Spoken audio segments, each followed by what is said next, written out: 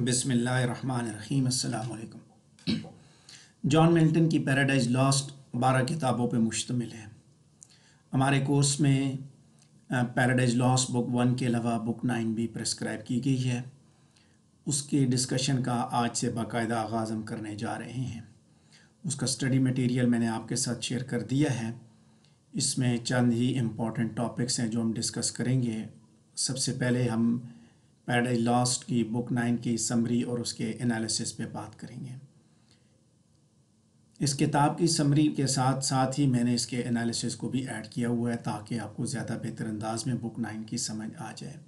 Book 1 में हमने थोड़ा सा तरीका मुख्तलिफ अडॉप्ट किया था, उसको पार्ट्स में डिवाइड किया, फिर बाद में हमने सैटन की स्पीचेस को पढ़ा तो उससे काफ़ी हद तक हमें क्लैरिटी हो गई। लेकिन यहाँ चूँकि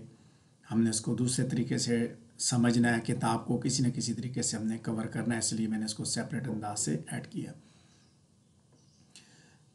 तो सबसे पहले हम इसके इंट्रोडक्शन पे बात करते हैं कि पैराडाइज लॉस्ट जो है बुक 9, उसके अंदर बेसिकली एडम एंड ईव के जो स्टोरी है, यानी कि फॉल ऑफ मैन की जो स्टोरी है वो जॉन मिल्टन ने लिखी है। और ये स्टोरी सैटर्न से स्टार्ट होती है जो कि अपने आप को छुपा के बैठा हुआ है, कहीं छुपा बैठा है और उसको जन्नत से निकाल दिया गया था और वो छुपा हुआ बैठा है। बुक 9 के स्टडी मटेरियल के पहले पैराग्राफ से मैं अपनी डिस्कशन लेके आगे बढ़ रहा हूँ कि यहाँ एक सिचुएशन उसने दिखाई, जॉन मिल्टन ने पेश की, जिसके अंदर सैटर्न किस तरह ईव को धोखा देगा, बहकाएगा, फिसलाएगा। उसके बाद ईव की वजह से फिर एडम भी फॉरबिडन फ्रूट का जो उसको वो खा लेगा। सैटर्न दोबारा आता है, उसमें जन्नत में आता है और इस दफ़ा वो अपने आप को सांप में ट्रांसफॉर्म करके आता है, यानी कि डायरेक्ट अपनी असल शक्ल में चूँकि वो आ नहीं सकता, इसलिए उसने ये तरीक़ेकार अडॉप्ट किया है। अब इसमें क्या होता है, जब हम इसकी समरी और इसका क्रिटिकल एनालिसिस पढ़ेंगे तो मैं मज़ीद इसकी भी समझ आ जाएगी। पेज नंबर 1 पे दूसरा पैराग्राफ डिस्कस कर रहा हूँ। समरी और एनालिसिस की हेडिंग है और यहीं से हमारी डिस्कशन स्टार्ट होगी। जॉन मिल्टन ये कहता है कि बदकिस्मती से वो ह्यूमन और एवनली बीइंग्स के दरमियान किसी किस्म की फ्रेंडली डिस्कशन को अब मज़ीद डिस्कस नहीं करेगा और अब वो इस कहानी की जो इनएविटेबल ट्रेजेडी है उसको वो बयान करने जा रहा है। और वो ट्रेजेडी क्या है? वो है आदम और हवा का अल्लाह के हुक्म को की नाफरमानी करना, डिसओबीडियंस, और उसके साथ ही उनका जन्नत से निकाला जाना। पेज नंबर 13 पे हम दूसरा पैराग्राफ पेज नंबर 1 पे दूसरा पैराग्राफ देख रहे हैं। गो कि उसकी कहानी बड़ी गमनाक है, लेकिन मिल्टन ये डिक्लेयर करता है कि ये ज़्यादा हीरोइक है, यानी कि वर्जिल और होमर के मुकाबले में ये ज़्यादा हीरोइक कहानी है, क्योंकि ये कहानी मोर्टेलिटी के साथ डील करती है। सिर्फ फिज़िकल स्ट्रेंथ से इसका ताल्लुक़ नहीं, बल्कि इसका ताल्लुक़ अब्दियत के साथ भी है। वो एक दफ़ा फिर म्यूज़ को, गॉडेस ऑफ पोइट्री को इन्वोक करता है और उससे सेलेस्टियल पैटर्नेस की गुजारिश करता है। गो कि इस दफ़ा थर्ड पर्सन में वो उसे रिक्वेस्ट करता है। मिल्टन इस चीज़ की उम्मीद करता है कि वो इसे ख्वाब में आके, नींद में आके वो आएगी उसके पास और उसे इंस्पायर करेगी, और वो परेशान होता है कि उसने ये काम अपनी ज़िंदगी के बड़े ही लेट हिस्से में उसने शुरू किया, जिसे वो अकेला ख़त्म नहीं कर सकता। सेकंड पैराग्राफ हमने डिस्कस किया पेज नंबर 1 पे, और इसी के साथ जो इसकी डिस्कशन है उसके बारे में भी हम बात करते हैं कि मिल्टन ने अब इस एपिक को ट्रेजेडी के ट्रेडिशन के अंदर ऐड कर दिया, और यही देखा नहीं, यही नज़र आ रहा है कि अब वो ग्रेट मैन के फॉल की बात कर रहा है, और ग्रेट मैन का फॉल किसी स्पेशल फ्लॉ की वजह से होगा। मिल्टन अपनी एबिलिटी को रीअफर्म करता है और वो अप्रोप्रिएट क्रिश्चियन ह्यूमिलिटी के साथ बोलता है, और उसके साथ साथ वो अपनी ओल्ड एज का इजहार भी करता है और होली स्पिरिट को ये गुजारिश करता है कि वो उसकी मदद करे ताकि वो इस पोएम को बर वक्त ख़त्म कर सके। فال آف مین جو ہے وہ بیسیکلی اس پوئم کا ٹریجک کلائمیکس ہے، اور اس کے اندر کوئی سسپینس نہیں ہے جو بھی آؤٹ کم ہوگی. لیکن یہ بات پہلے ہی اسٹارٹ پہ ہی بتائی جا چکی ہے کہ یہ بیسیکلی کرسچن ڈاکٹرائن کا حصہ ہے. پیج نمبر 1 پہ پہلے پیراگراف بھی ڈسکس کیا، دوسرا بھی ڈسکس کیا، دوسرے کے ساتھ اس کی ڈسکشن ہم نے دیکھی. تیسرا پیراگراف ہم لے کے بڑھیں گے پیج نمبر 1 پہ، کہ ملٹن اس کے علاوہ گاڈیس آف پوئٹری کو یہ بھی کہتا ہے کہ وہ اسے لانگ اور ٹیڈیس ہیوک کی جو ڈسٹریکشن ہے اس سے بھی بچا کے رکھے. وین ڈسکرپشن جو اتنی لمبی جنگوں کے بارے میں کرتا ہے، ادھر ادھر ڈسٹریکشن ہو جاتی ہے، ادھر ادھر وہ جس طرح ورجل اور ہومر نے اپنی ایپکس کے اندر لمبی لمبی جنگوں کی داستانیں مرتب کیں اور اس سے اصل بات سے، اصل ٹاپک سے توجہ ہٹ گئی، تو کہتا ہے کہ اس سے ہٹنے سے اسے بچایا جائے.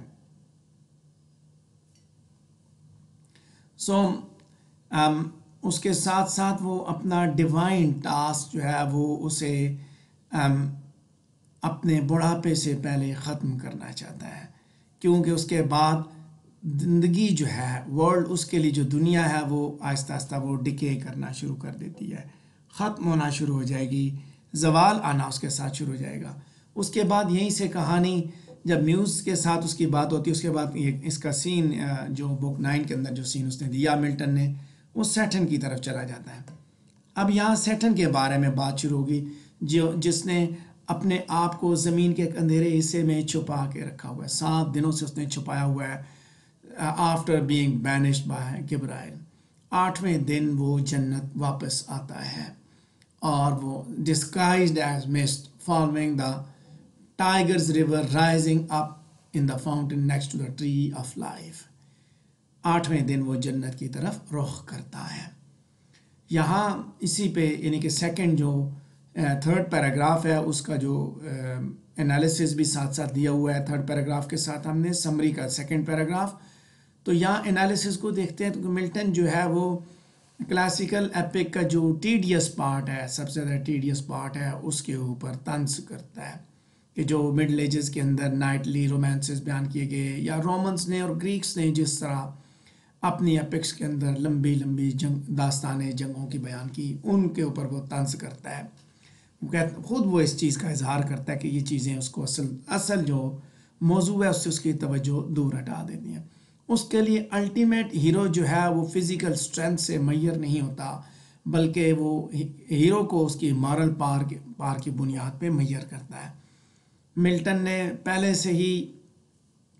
جو ایکسٹرا ویگنٹ وار ہے جنت کے اندر اس کو اس نے بیان کر دیا ہے، لیکن اختتام پہ it was more about obedience, کہ اب وہ اینڈ پہ آ کے اوبیڈینس کی بات کرتا ہے، اب وہ آخر میں آ کے بغاوت کی بات کرتا ہے. اب اسے اس سے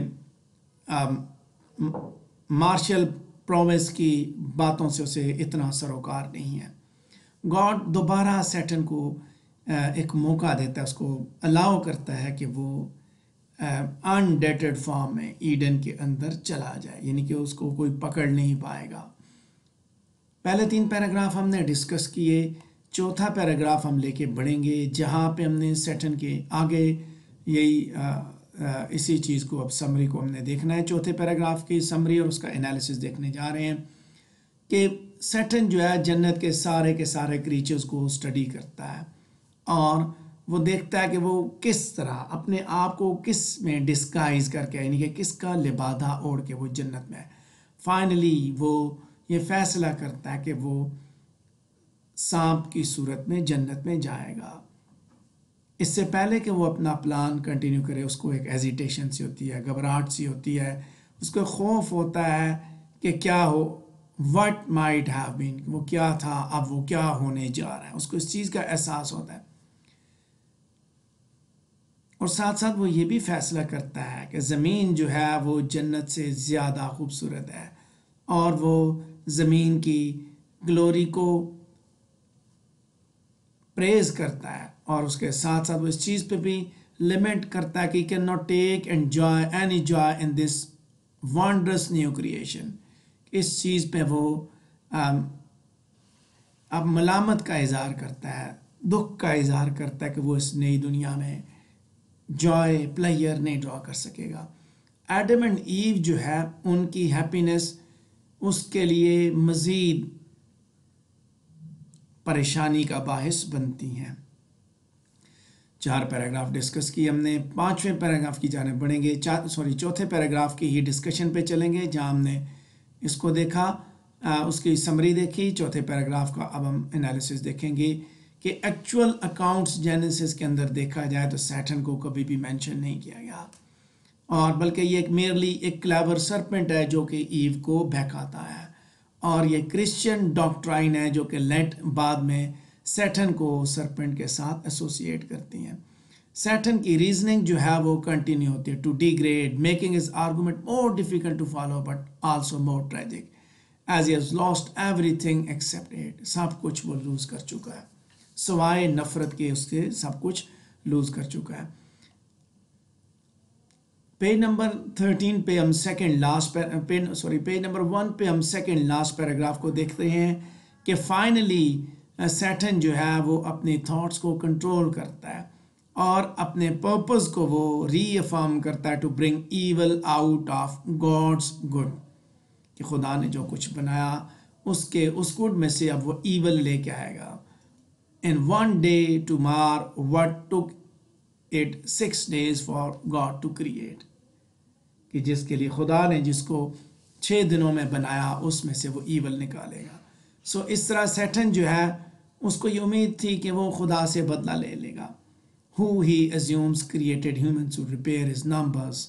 جس کے بارے میں اس نے یہ اندازہ لگایا ہوتا ہے، جس کریشن کے بارے میں خدا نے انسانوں کو اسی لیے بنایا کہ جنت میں خدا کی عبادت کرنے کے لیے جو فرشتے تھے ان میں سے شیطان اور اس کے ساتھی فرشتوں کی تعداد میں، یعنی کہ وہ ساتھی جب انہوں نے بغاوت کی جنت سے نکال دیے گئے تو اب فرشتوں کی تعداد کم ہو چکی تھی، تو خدا نے انسان کو کریٹ کیا، تو ان کو کرپٹ کر کے، ان کو نقصان پہنچا کے وہ ڈائریکٹلی ہیونلی سپوائل کرے گا، خدا کی بنائی ہوئی مخلوق کو سپوائل کرے گا۔ پیج نمبر 1 پہ سیکنڈ لاسٹ پیراگراف ڈسکس ہو رہا ہے، اس کی انالیسس پہ بات ہو رہی ہے کہ سیٹن اب اس چیز کو ریکگنائز کرتا ہے کہ اس کے لیے یہ بہتر ہوتا کہ وہ اچھا رہتا، لیکن ابھی بھی وہ اپنی مایوسی کی طرف جاتا ہے اور وہ and is unwilling to repent, اور ابھی بھی وہ معافی کے لیے تیار نہیں ہے۔ خدا نے یقیناً انسان کو اسی لیے کریٹ کیا کہ اس نے شیطان کو اسپائٹ کرنا تھا، اور اس کے ساتھ ساتھ اپنے وارشپرز کے نمبرز کو اس نے ریپیئر کرنا تھا، جو وارشپرز سیٹن اور اس کے ساتھیوں کی صورت میں کام ہو چکے تھے۔ لہٰذا اس طرح سیٹن کے لیے ایک چھوٹی سی فتح ہی ہوتی کہ وہی جو عبادت کرنے والے ہیں وہ کم ہو جائیں گے۔ اب یہاں کرسچین پرسپیکٹیو کو آپ دیکھیں، کرسچین جو تھاٹ ہے اس کو آپ دیکھیں تو آپ کو زیادہ کلیئرٹی ہوتی ہے کہ جان ملٹن یہی دکھاتا ہے کہ انسان کے ساتھ ساتھ فرشتے بھی اللہ کی عبادت میں مصروف تھے، اور پہلے صرف فرشتے تھے، فرشتوں میں سے چند فرشتوں نے، ایک گروپ نے بغاوت کی اور ان کو جنت سے نکال دیا گیا۔ اب عبادت کے لیے فرشتوں کی تعداد جو ہے وہ کم ہو گئی، اور اس کے بدلے میں خدا نے پھر ایک نئی مخلوق کریٹ کی جس کو انسان کا نام دیا گیا کہ جو خدا کی عبادت کریں گے، لیکن اللہ نے اس کو ریزن بھی دے دی۔ خیر، ہم بات کر رہے ہیں پیج نمبر 1 پہ آخری پیراگراف پہ کہ سیٹن فردر جو ہے وہ لیمنٹ کرتا ہے کہ وہ کس حد تک گر چکا ہے۔ ہائیسٹ آرک اینجل سے میزی فورس بیسٹیل سلائم آف سرپنٹ، اور وہ اس چیز کو اب ایکسیپٹ کرتا ہے کہ وہ ان لولی تھنگز کے ساتھ پہلے ڈیل کرے گا اگر اس کے لافٹی ایمبیشنز مکمل ہو جاتے ہیں۔ یہاں یہ دیکھیے اس کو اس چیز کا احساس ہوتا ہے، ندامت اسے محسوس ہوتی ہے کہ وہ کہاں تھا پہلے، کس مقام پہ تھا، مقرب فرشتہ، اب ملعون ہو گیا اور لعین ہو گیا، رجیم ہو گیا، شیطان الرجیم۔ شیطان کو اب اس چیز کا احساس ہو چکا ہے سیٹن کو کہ وہ کہاں سے کہاں پہنچ چکا ہے۔ پیج نمبر 1 پہ ہماری بات کمپلیٹ ہوئی، پیج نمبر 2 کی جانب بڑھ رہے ہیں، یہی بات سینٹنس آگے بڑھے گا کہ اس کے بعد وہ بلیک مسٹ کی صورت میں وہ کریپ کرتا ہے آخر کار he finds a sleeping snake and possesses its body. اس کو ایک سویا ہوا سانپ ملتا ہے، وہ اس کی باڈی کے اندر چلا جاتا ہے.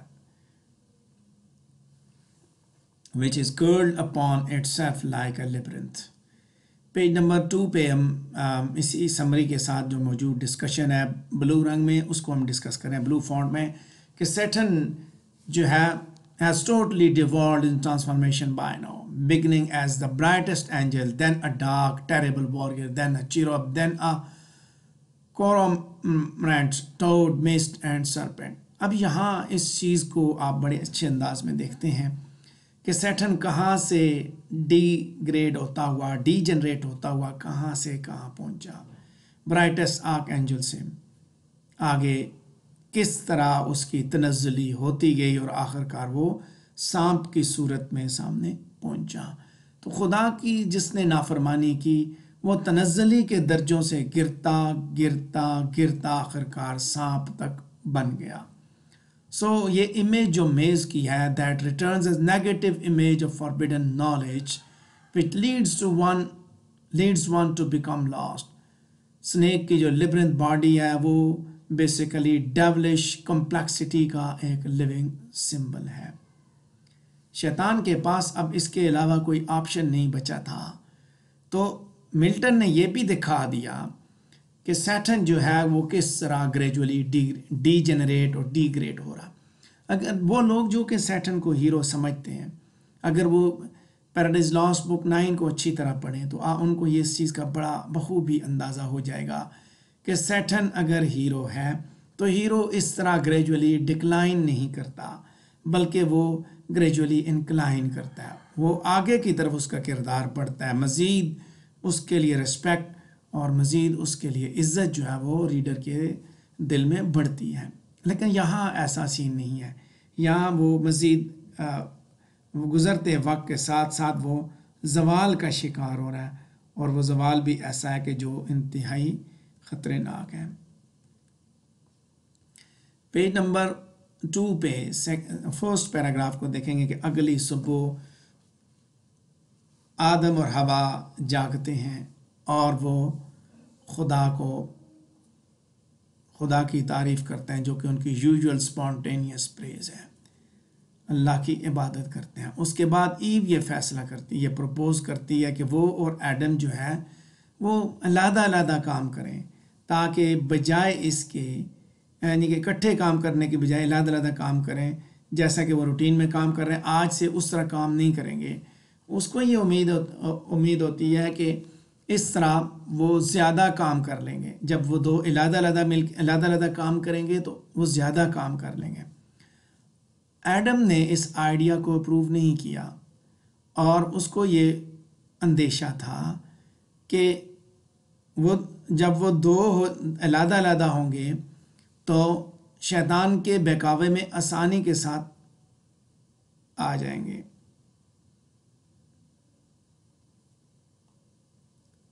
اور وہ اس چیز کو بھی ایشور کرتا ہے کہ بیسیکلی لیبر جو ہے وہ ایک زبردستی that is not a strict necessity, there is no way they could complete all of it until they have children to help them. ان کے لیے اس چیز پہ کوئی سختی نہیں ہے کہ انہوں نے ابھی ہی سارا کام ختم کرنا ہے. اس کو یہ اس چیز کا ایڈم کو احساس تھا کہ شیطان کا بہکاوا ہو سکتا ہے، شیطان ان کو ان کے راستے سے ہٹا سکتا ہے. پیج نمبر 2 پہ پہلے پیراگراف کے ساتھ جو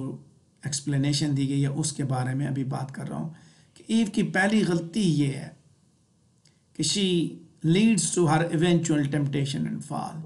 اور وہ نیچرل آرڈر کو تبدیل کرنا چاہتی ہے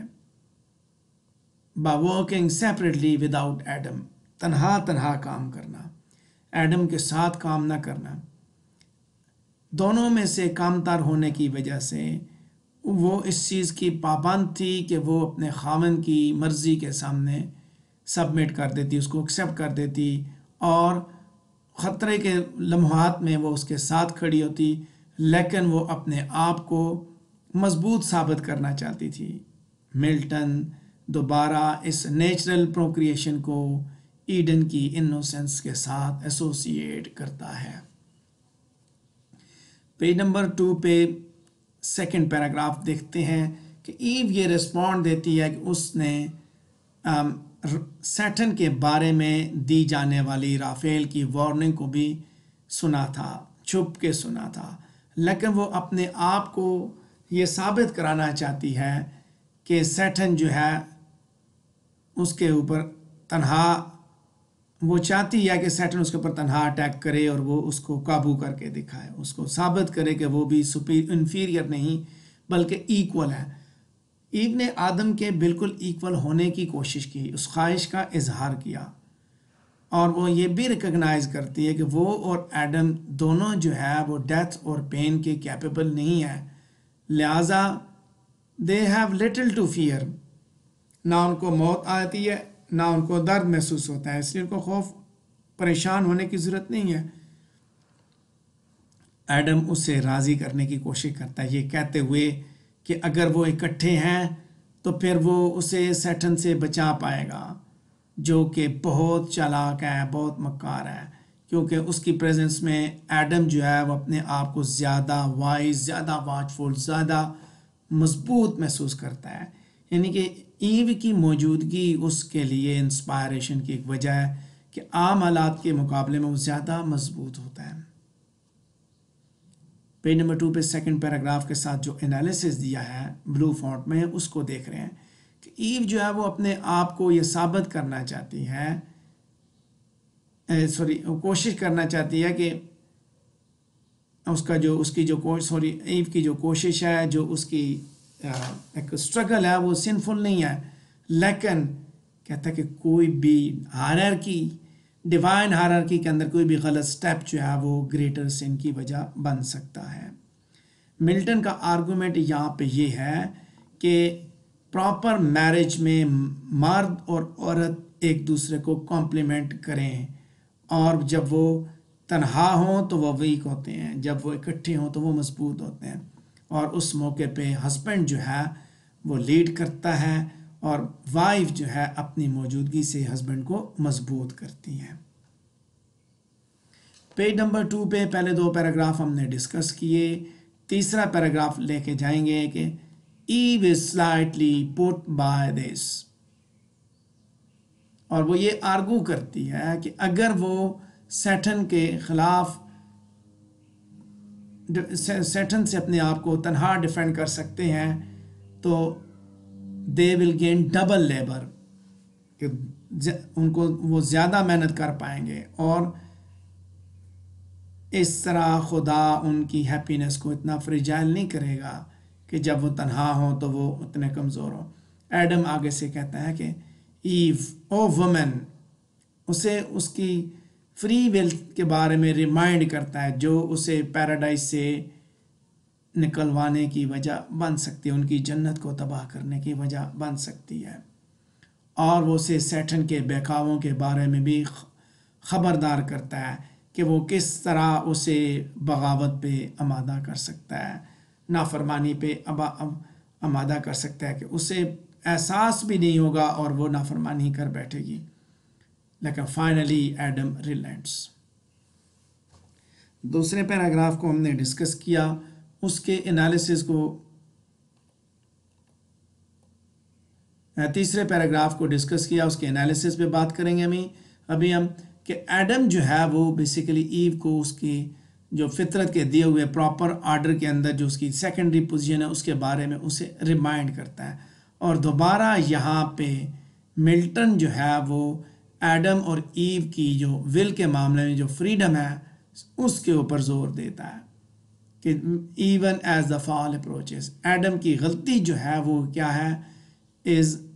giving in to his weakness regarding Eve's physical beauty, allowing her to sway him against his better nature۔ اس کی فزیکل بیوٹی اس کی غلطی تھی جس کی وجہ سے اس نے اس کو اجازت دے دی۔ اگلا پیراگراف دیکھیں گے، چوتھا پیراگراف ہوگا ہمارا۔ ایو نے ایڈم کو یہ جواب دیا کہ پراؤڈ سیٹن جو ہے وہ پہلے ایڈم کو ڈھونڈے گا، سو اسے کم خطرہ ہے، یعنی کہ پہلے وہ ایڈم کو ہی ڈھونڈے گا، مجھے نہیں ڈھونڈے گا، اس کے بعد وہ ایڈم سے جدا ہو جاتی ہے. لوکنگ مور بیوٹیفل دین اینی گریک گوڈیس. اور اس کے بعد جب ایڈم کو چھوڑتی ہے تو جب وہ جا رہی ہوتی ہے تو ایڈم اسے کہتا ہے کہ دوپہر تک کھانے کے لیے واپس آ جائے. اور اس کے بعد ملٹن وہاں پہ لیمنٹ کرتا ہے کہ that never again will the two have sweet repast in paradise again. وہ جب واپس آئی تو وہ ایو نہیں تھی جو پہلے تھی، جو گئی تھی وہ والی وہ ایو واپس نہیں آئی. تابعدار ایو سے ڈس اوبیڈینٹ ایو واپس آئی. ملٹن یہاں پہ بار بار اس ٹریجڈی کی ایکیوٹنس کے اوپر ایمفیسائز کرتا ہے اور وہ ریسٹیٹ کرتا ہے بیوٹی اور انوسینس پیراڈائز کی before it is snatch away by one act of ڈس اوبیڈینس، کہ جنت کے اندر خوبصورتی اور معصومیت کا راج ہے اور اس ایک ڈس اوبیڈینس نے ان دونوں چیزوں کو ختم کر دیا. پیج نمبر 2 پہ آخری پیراگراف ہے ہمارا، جہاں پہ ہم بات کر رہے ہیں جان ملٹن کی پیراڈائز لاسٹ کی بک 9 کی ڈسکشن کے اوپر، کہ اس کے ساتھ ساتھ ہی سیٹن جو ہے وہ ان دونوں پیئرز کو ڈھونڈ رہا ہے اور اس کو یہ اندازہ نہیں تھا کہ دونوں علیحدہ علیحدہ ہوں گے.